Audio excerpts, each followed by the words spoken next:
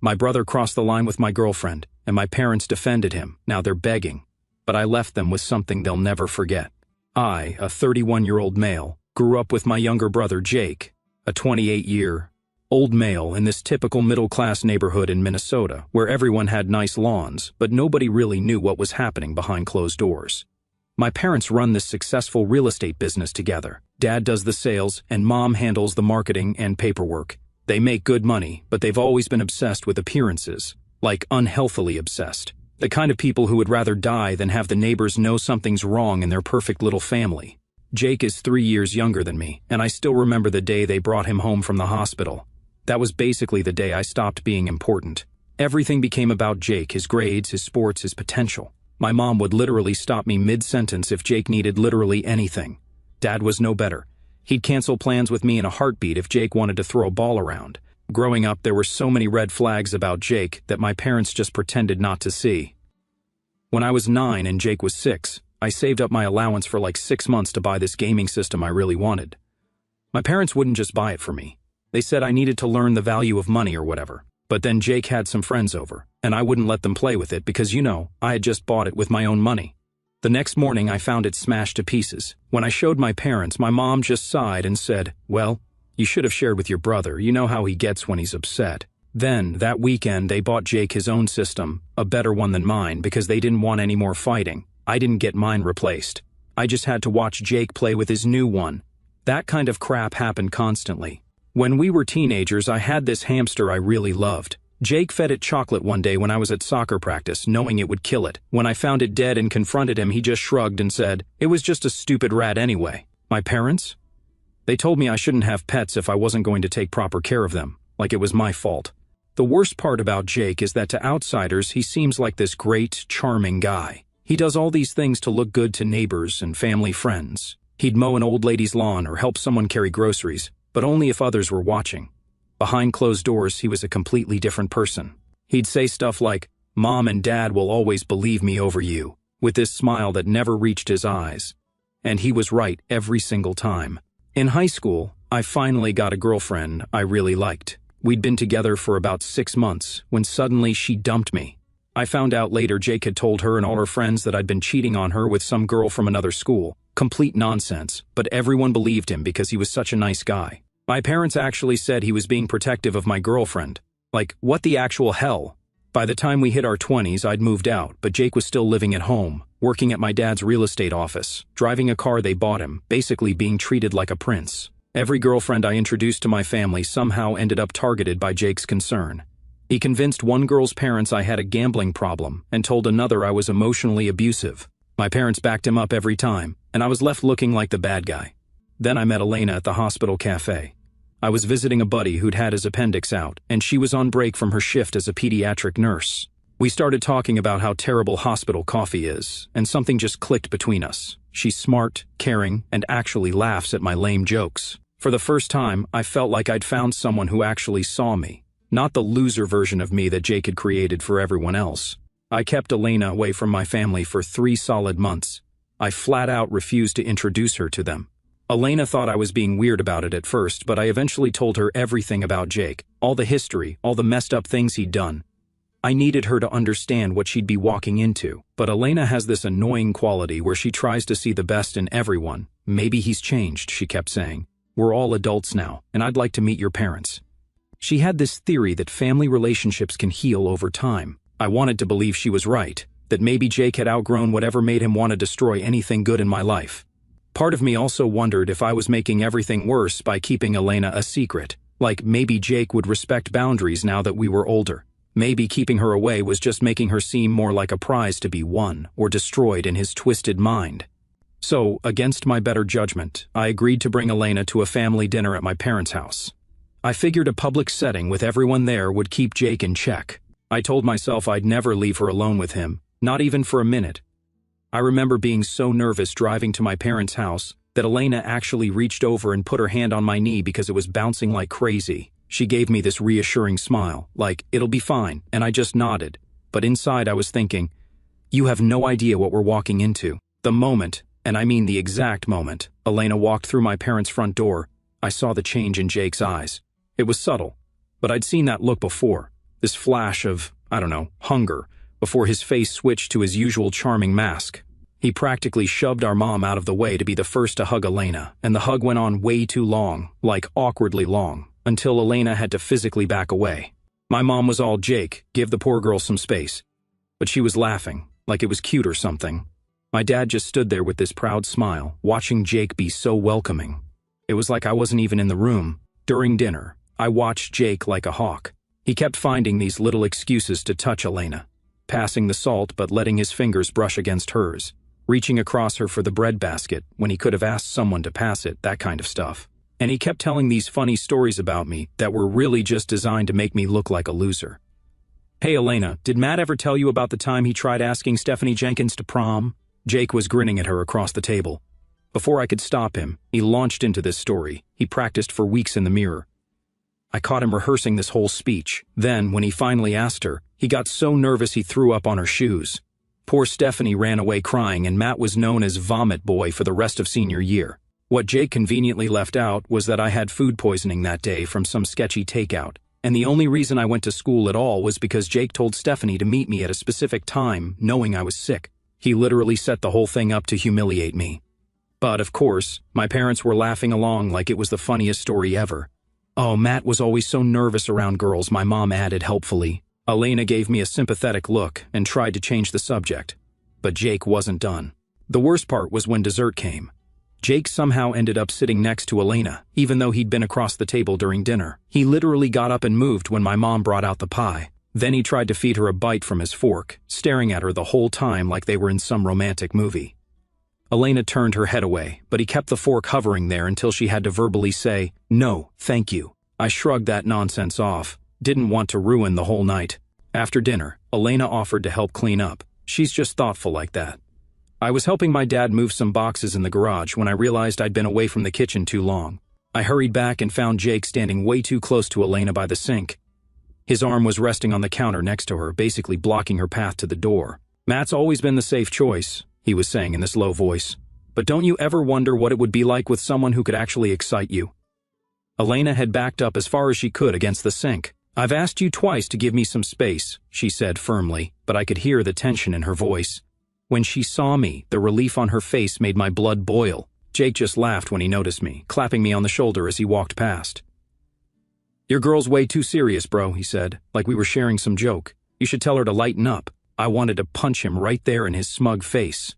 I actually felt my hand curl into a fist, but I didn't want to make a scene in front of Elena, so I just put my arm around her and said we needed to head out. In the car, Elena was quiet for a long time. I kept looking over at her, waiting for her to say something. Finally, she took a deep breath. "Your brother isn't what I expected," she said carefully. "He's more deliberate than how you described him." "Deliberate?" "Yeah, the way you talked about him, I was picturing someone more obviously aggressive or mean, but he's subtle. Everything he does seems innocent if you point it out individually, but put together..." She shook her head. "I can see why your parents don't notice. He's good at making it all seem normal." I gripped the steering wheel so hard. "I'm sorry, I shouldn't have brought you there. No, I needed to see it." She looked out the window. "The way your parents just let him behave that way, it explains a lot about what you've been through." I wanted to turn the car around and confront Jake directly, tell him to stay the hell away from Elena, but I'd been down that road before. Direct confrontation just gives Jake ammunition. He twists everything, makes me look crazy or jealous, and my parents always take his side. "Let's just not see them for a while," I suggested. "We'll come up with excuses for family stuff." Elena nodded, but she seemed distracted. "That's probably best," she said. But I had a feeling that Jake wouldn't let this go. Every girlfriend I'd ever had was a potential target for Jake, but with Elena, it was different. The way he looked at her wasn't just about hurting me anymore. He wanted her for himself, and Jake always gets what he wants. My parents made sure of that our entire lives. Things got way worse after that dinner. It started about 3 days later. Elena was getting ready for her morning shift at the hospital when her phone rang from a number she didn't recognize. When she answered, there was just heavy breathing, then they hung up. She brushed it off as a wrong number or spam call. Later that same day, another call from a different unknown number. This time, when she answered, a guy's voice said, "You're not as hot as Jake said you were." Still stuck up though, then they hung up. Elena told me about it that night, clearly creeped out. "It was weird. They knew my name," she said. I immediately thought of Jake but didn't want to jump to conclusions yet. It could have been a random weirdo from the hospital or something. But by the end of the week, Elena had blocked 6 different numbers. The voicemails were getting more specific, mentioning stuff like, "Nice blue scrubs today," or "Saw you at Kroger buying that healthy crap." Someone was definitely watching her. I listened to one of the voicemails and recognized the voice immediately. Drew, Jake's best friend since high school, the same douchebag who helped spread rumors about me back in the day. The same guy who still follows Jake around like he's some kind of god. "It's your brother behind this," Elena said, showing me a new text that had just come in. "Playing hard to get is cute, but it's getting old. You know you'd rather be with a real man instead of his loser brother." I felt that old, familiar rage building up. The same feeling I'd had all those times Jake had ruined things and gotten away with it. But this time was different. This wasn't just about me anymore. Elena didn't deserve this crap. She started checking her rearview mirror on the drive home from work, started calling me when she had late shifts, started jumping whenever her phone buzzed. The strong, confident woman I fell in love with was being systematically worn down, and I knew exactly who was responsible. I wasn't going to let it happen. Without telling Elena, I texted Jake, "Meet me at Keller Park in an hour, no excuses." I half expected him to blow me off, but he responded almost immediately, "Damn, you sound serious. All right, big bro, let's chat." By the time I pulled into the nearly empty parking lot, Jake was already there, leaning against his car, arms crossed, looking every bit as smug as always. "Wow, a dramatic meeting in the park," he said as I got out of my car. "Didn't think you had it in you, Matt." I walked right up to him, getting in his face. "You stay the hell away from Elena, you and your little minions," Jake chuckled, shaking his head. "God, you're so predictable, always acting like the protective boyfriend. Tell me, does she even like that, or is she just waiting for someone with a little more confidence?" Before he could say another word, I grabbed the front of his shirt and shoved him hard against his car. His smirk faltered for a split second, replaced by something colder. "This isn't high school, Jake," I said. "You don't get to play your little mind games anymore. You so much as look at Elena again, and I swear to God I will make you regret it." Jake tilted his head, studying me, then let out a slow, mocking laugh. "Wow, I think you almost believe that." I slammed him against the car again, harder this time. "Try me." For the first time in his life, Jake didn't have some quick comeback. His cocky mask slipped, just for a second. Then, as if flipping a switch, he let out another chuckle and smoothed out his shirt, like none of this had rattled him. "Jesus, Matt, lighten up. It's all in good fun." I stepped back, shaking my head. "You don't know what fun is, Jake. You only know how to destroy people. But you're not touching Elena. Not now. Not ever." I turned to leave, but his voice stopped me cold. I knew Jake wasn't going to stop. I could see it in his eyes. This was just a game to him, a game he had no intention of losing. As I expected, things got even worse. Drew and another of Jake's friends, this meathead named Tyler, started showing up at the hospital. They'd sit in the pediatric ward waiting room for hours, never actually visiting any patients, just watching Elena work. When her supervisor asked if they needed help, they'd claim they were waiting for someone or checking on a relative. Elena started having anxiety before her shifts. "I feel like I'm being hunted," she told me one night, and the fear in her eyes made me want to burn my brother's world to the ground. The breaking point came about 3 weeks after the dinner. Elena called me at 11:30 p.m., her voice shaking so badly I could barely understand her. "There's someone following me," she whispered. "I'm in my car in the hospital parking garage, but I'm afraid to drive home, Matt. I'm scared."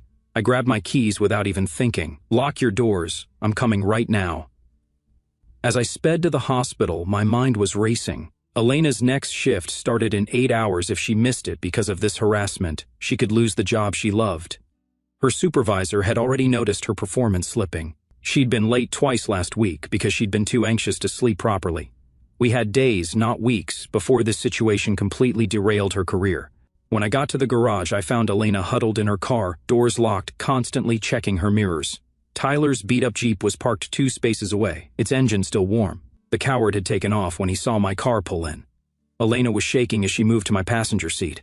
I drove her car home while my buddy followed behind us to make sure we weren't being tailed. That night, as Elena finally fell into an exhausted sleep, I made a decision. I couldn't wait any longer to confront Jake in front of my parents, thinking they would try to control this nonsense. This had to end before Elena lost everything. The next morning, I gathered all the evidence. Recordings of the calls, screenshots of the texts, security footage from the hospital showing Drew and Tyler hanging around for hours. I drove to my parents' house, knowing Jake would be there before heading to work at my dad's office. Jake was eating cereal and scrolling through his phone when I walked in without knocking. My mom started to say something about calling first, but I ignored her. I dropped my phone on the table in front of Jake and played one of the voicemails. "We know when you get off work, Elena. Maybe you shouldn't walk to your car alone." Jake looked up from his Captain Crunch with mild interest, like I was showing him a mildly entertaining TikTok. "What's this supposed to be?" "Cut the crap, Jake. I know it's Drew and Tyler. Call them off now." Jake's expression never changed. That's what always made him so dangerous. The disconnect between the venom in his words and the pleasantness of his face. "Maybe if Elena wasn't such a tease, guys wouldn't feel the need to let her know she's not all that," he said calmly, taking another spoonful of cereal. "Not my problem if she's giving out mixed signals." Something in me snapped. 28 years of swallowing my anger, of playing the reasonable one, of letting Jake slither his way out of every disgusting thing he'd ever done. It all exploded in that instant. I didn't think. I didn't hesitate. My fist slammed into his face like a hammer, the impact cracking through the room like a gunshot. Jake's head whipped back so violently he nearly toppled over. Milk, spit, and blood sprayed across the table in a gruesome mix. A deep red gash split his lip, already swelling, and his nose burst open like a crushed tomato, blood gushing down his chin. For the first time in his pathetic life, I saw something new in his eyes, fear. Then he started screaming, wailing like I'd just taken a baseball bat to his skull instead of my fist. The little bastard collapsed onto the floor, clutching his face, rolling like he was dying.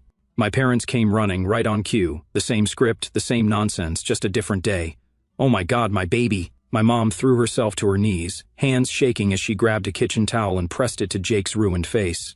"What the hell is wrong with you, Matt?" my dad roared, stomping toward me, his face red with fury. "Are you insane? You need help. Your jealousy issues have gotten out of control." "Jealousy?" I stared at them, breathing hard, hands still clenched into fists. Jake's blood smeared across my knuckles. They weren't looking at me. They never did. They were hovering over their golden son, their broken little monster, just as they always had. And for the first time I truly saw them for what they were, blind, weak, worthless. I tried to show them the evidence on my phone, but they weren't interested, hadn't even asked why I'd hit him. "Elena's been throwing herself at him for weeks," my mom spat, her arm wrapped around Jake like a shield, like he was the victim here. "What did you expect, Matt?" she scoffed. "You bring a pretty girl around and think Jake wouldn't notice? Please. She's been leading him on, flirting with him, playing her little games, and now what? You can't handle a little competition, so you're making up these pathetic stories." "Competition?" I couldn't believe what I was hearing. "He's stalking her. His friends are following her at work. She's terrified." "Get out of this house," my dad said quietly, dangerously. "Don't come back until you've gotten professional help and apologize to your brother." I looked at Jake, still playing the victim, with our mom fussing over him, but his eyes told the real story, that same smug satisfaction I'd seen my whole life when he got away with his crap. He'd won again, or so he thought. On the drive home, my hands were still shaking from adrenaline. I called Elena to tell her what happened. "So, they didn't believe you?" she asked, though I could tell she wasn't surprised. "They didn't even look at the evidence, just jumped straight to defending Jake." She couldn't believe it. I hung up, my mind still racing on what I should do to keep her protected from my own brother. When I got home, I found her sitting on the couch, knees pulled to her chest, her hands gripping the fabric of her sweater like it was the only thing keeping her grounded. Her voice was small when she finally spoke. "Matt, this isn't going to stop, is it?" I didn't lie to her. I couldn't. I ran a hand through my hair, exhaling slowly before meeting her eyes. "I don't think so. As long as Jake's obsessed with you," my jaw clenched, "and as long as my parents keep feeding his delusions." She swallowed hard, looking away, her fingers tightening. Seeing her like that, scared of my own family, I felt I was the cause, and it hurt me deep. I moved closer, tilting her chin up so she had no choice but to see me, see the promise in my eyes. "But listen to me, babe. I don't care what it takes. I don't care what I have to do. He will never touch you. He will never take you from me. I will protect you, always." She blinked up at me, something shifting in her expression, and then she threw her arms around me, clinging to me like I was the only solid thing in her world. I felt her tremble, her breath unsteady against my neck. She wanted to believe me. I needed her to believe me. But deep down, I knew the truth. This wasn't over, not even close. That night, we stopped waiting for the inevitable and started preparing for war. I installed cameras, reinforced the locks, made damn sure no one got within a mile of her without me knowing. Elena called her lawyer friend, started the paperwork for restraining orders. We weren't just defending ourselves anymore. We were going on offense.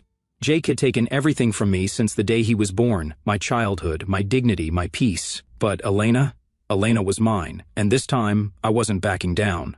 About a week after I confronted Jake, My mom started blowing up my phone, left like 20 messages saying Jake was devastated by the misunderstanding and wanted to apologize.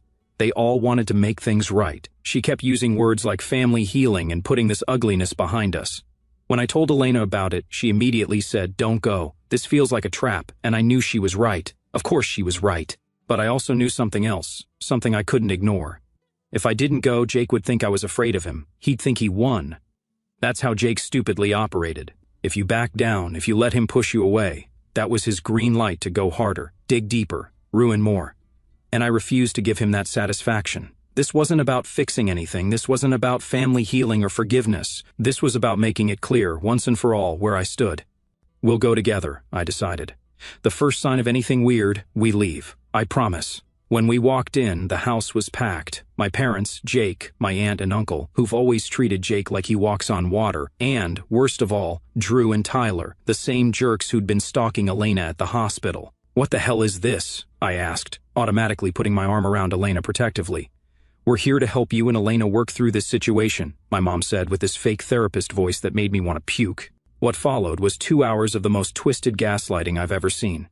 They took turns explaining how Elena had obviously been flirting with Jake at dinner, how she must have led him on and then panicked when she realized I might find out, how the hospital visits were innocent and Elena was paranoid from working too many night shifts. Jake played his part perfectly, looking wounded, saying how much he'd looked forward to welcoming Elena to the family.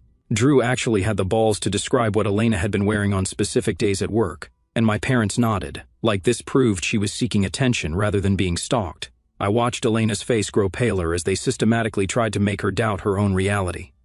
When Tyler started describing exactly which hallway she'd walked down on Tuesday, proving he'd been following her, Elena's breathing changed. She was starting to have a panic attack. "We need to leave," I said, helping her up. My mom grabbed my arm hard. "Matt, it's time to choose, your real family or this girl who's clearly trying to come between us." I looked at her, really seeing her for the first time in my life. Elena is my family now. And if you can't see what Jake is doing, that's on you. The next day, Elena's supervisor called her into the office, her expression already tense. "Concerns have been raised," she started carefully, like she didn't want to say the words out loud, "about you causing drama at work." The minute she said it, I knew this was Jake's doing. Someone had been spreading rumors, whispers about Elena having mental health issues, about her being untrustworthy, about a so-called history of making false accusations against men. Pure poison, expertly placed. She had 3 days to decide, accept to transfer to another department or face a formal review. The job she loved, the kids she cared for, Jake was taking it all away, just like he always did. That night, as we sat in silence at our kitchen table, an email notification popped up on Elena's laptop, a message from an old colleague, a position, a fresh start at a hospital 300 miles away. Elena read the offer letter, fingers hovering over the trackpad. She didn't look up when she spoke. "He's not going to stop, is he?" I knew he wouldn't, but I didn't tell her. I just made the decision. "We leave," I said. Her eyes snapped up. "We're done letting him control our lives, Elena. We're done giving him chances to twist the knife. I don't care what it takes. I don't care if we have to start from scratch. We're getting the hell out of here, somewhere he can't touch us."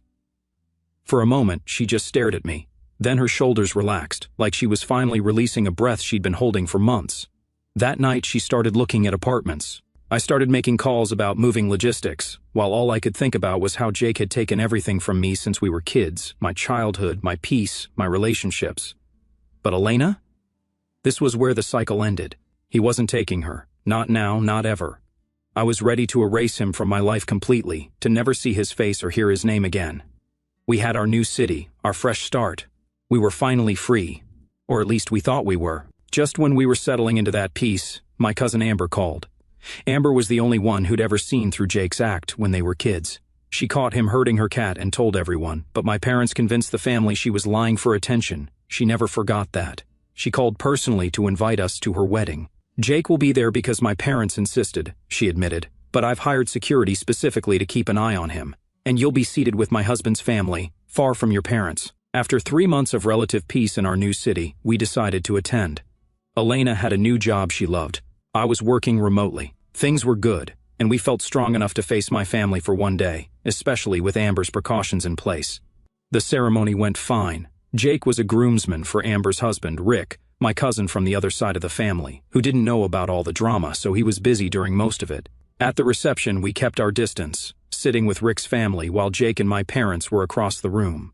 For a few hours, it seemed like we might actually get through the day without incident. Elena was even laughing and dancing, something I hadn't seen her do in months. Around 9 p.m., Elena went to the bathroom. After about 10 minutes, I noticed Jake wasn't at his table anymore. Something in my gut screamed that something was wrong. I headed toward the restrooms, my heart pounding. As I rounded the corner, I heard Elena cry out. I started running, but Rick and his brother Daniel were coming from the other direction and reached them first. What I saw will be burned into my brain forever. Jake had Elena pinned against the wall in the hallway outside the bathrooms, one hand over her mouth, the other gripping her arm so tightly his knuckles were white. Her dress was torn at the shoulder. Rick and Daniel were pulling Jake off her as I got there. Elena stumbled toward me, shaking violently. There were already bruises forming on her arm in the shape of fingers. Jake's eyes were wild, unfocused, reeking of booze. She's been asking for it all night, he slurred, struggling against Rick's grip, following me around, coming onto me.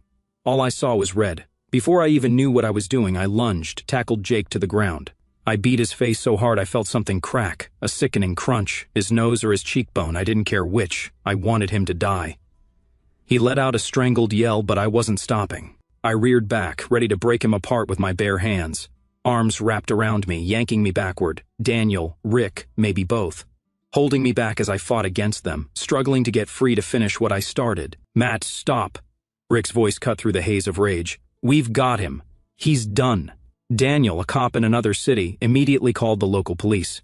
I got Elena to a private room, where Amber and her mother helped clean her up and calm her down. When the police arrived, my parents lost their minds. My mom physically tried to block them from Jake, screaming about misunderstandings and how that girl has been obsessed with my son.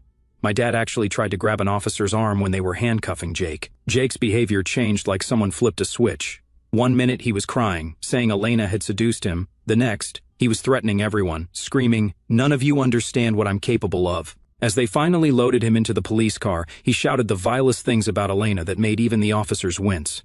Several guests had their phones out, recording everything. As the police car pulled away, taking that bastard out of our sight, I turned to Elena. She was still shaking, her arms wrapped tightly around herself, like she was trying to hold herself together. Her eyes were unfocused. I reached for her gently. "Elena." My voice broke, and I swallowed hard before trying again. "Are you okay? Did he hurt you anywhere else?" She didn't answer at first, just stared at the ground. Then finally she blinked up at me, and I saw it, the fear, the betrayal, the exhaustion. I had brought her into this nightmare. I had let this happen. I cupped her face, brushing back the strands of hair Jake had yanked loose. "I'm so sorry, baby." My throat tightened. "I should have protected you. I should have never let you near him." She shook her head. "You didn't do this, Matt. He did." I wanted to believe that, I really did, but the guilt burned deep. I wrapped her in my arms, holding her against my chest, feeling the way her body still trembled. She wasn't just the woman I loved, she was my only real family, the only thing in this world that mattered. And if anyone, ever laid a hand on her again, I would tear this entire world apart. The days after the wedding were complete chaos. My parents went on a full psycho rampage, calling literally everyone in the family to spread their twisted version of events. Thank God for evidence. Amber's wedding video clearly showed Jake following Elena to the bathroom. Multiple guests witnessed him making creepy comments about her throughout the night. And, of course, there were the cell phone videos of his drunken confession during the arrest, where he basically admitted everything. Elena and I were dealing with the legal aftermath when my parents showed up at our apartment unannounced. They caused such a scene that our neighbors called the cops. My mom was sobbing about how I was sending her baby to jail, while my dad made threats about making sure I never worked in this state again, like I gave a crap about his connections at that point. They switched between guilt trips about destroying the family and threats about cutting me off financially, though I hadn't taken a dime from them in years. My mom actually said, "After everything we've done for you, this is how you repay us," as if they were the victims in all this. Elena and I didn't waste time. We fortified everything, changed our routines, upgraded our security, made sure no one could get near us without us knowing. The restraining order against Jake was just a piece of paper. We both knew that wouldn't stop him if he really wanted to get to us. Distance was our only real protection. I got a call from Amber a week after the wedding. Jake had been denied bail due to the severity of the assault charges and his recorded threats. He was going to be in jail until the trial, which could take months. My parents were apparently telling everyone who would listen that the justice system was biased against young men, and that Jake was the real victim in all this. Amber also mentioned that several family members had taken our side after seeing the wedding videos. Even my Uncle Phil, who had always been Team Jake, called my parents delusional after watching the footage of the assault and Jake's arrest. That was 4 years ago. Since then, Elena and I built a pretty good life. We got married in a small ceremony with Amber's family and Elena's relatives. Elena became head pediatric nurse at her hospital. I got promoted to senior developer. We bought a house, planted a garden, made new friends. Elena's now pregnant, a little girl due in 3 months. Life was good, normal, peaceful. Then, yesterday, my phone rang with an unknown number. It was my mom, sobbing so hard I could barely understand her. The story that came out between her sobs was insane. Turns out, Jake only served about 18 months for the wedding assault. His fancy lawyer got the charges reduced, and he was released on good behavior about 2 years ago. None of us knew because we'd completely cut contact with that side of the family. After getting out, Jake apparently joined some church recovery program, where he met this woman named Rachel. According to my mom, the church really pushed their relationship as some kind of redemption story, and they got married just 6 months after meeting. My parents and Rachel's family were all supportive, thinking Jake was reformed or whatever. According to my mom, everything had been perfect until last week, when Rachel's coworker called the police after she missed several days of work. The welfare check found Rachel with 2 broken ribs, a fractured wrist, and bruises everywhere. What was really messed up was that during the investigation, they discovered my dad had been actively helping Jake cover up the abuse for months every time Rachel threatened. To leave, my dad would step in, threatening her job, pressuring her family about their mortgage, convincing her parents she was unstable and making things up. Apparently, when Rachel got a promotion that would have given her financial independence, Jake beat her so badly she couldn't go to work. When she called my dad for help, he told her to put some ice on it and remember her wedding vows. Both Jake and my dad were arrested, Jake for domestic violence, my dad for witness intimidation and conspiracy. Since Jake was still on probation from the assault on Elena, he's looking at serious time now. "You have to come home," my mom begged. "Family needs to stick together in crisis. Your brother and father need your support. That Rachel girl is obviously exaggerating everything. Just like Elena did 4 years ago, nothing had changed, Mom," I said quietly. "Did you ever consider that if you and Dad had gotten Jake help when we were kids, maybe Rachel wouldn't be in the hospital right now?" She broke down completely, admitting they'd always known Jake had issues but thought they were protecting him. "It's too late for that," I said and hung up. Elena suggested we reach out to Rachel through Amber to offer support. "She needs someone who understands what she's going through," Elena said. A month later, Jake took a plea deal, 8 years in prison. My dad's real estate license was suspended, and most of his business partners cut ties with him. My mom moved out and filed for divorce, sending me a long letter apologizing for everything, enabling Jake throughout his life, not protecting me as a child, and especially for how they treated Elena. Too little, too late. As I watched Elena talk to our unborn daughter while watering our garden that evening, I felt no satisfaction in being right about Jake all these years, only determination that the cycle ends with me. Our daughter will grow up knowing nothing but healthy love and respect. Jake took a lot from me over the years, but he couldn't take this, the life Elena and I built together. Some people just don't change, but thanks to Elena, I did.